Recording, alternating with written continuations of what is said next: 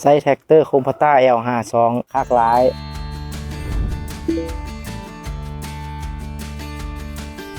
ใช้ ET อุปต้ามาดนอะไรมาเปลี่ยนใช้อุปต้า L52 เคยจ้า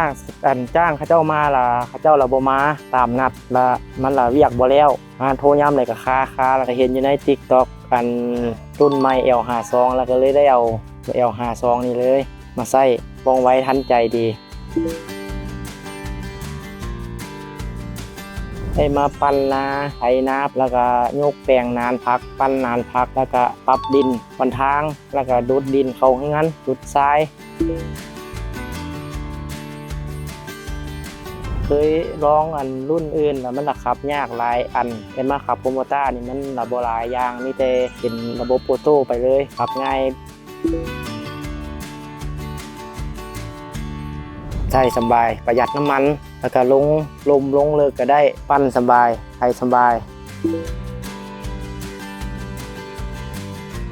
ใช่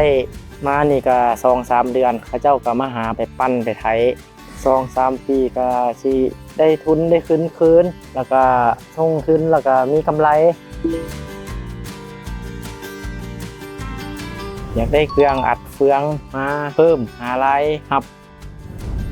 ใช้แท็กเตอร์คอมพาต้า L52 คักหลาย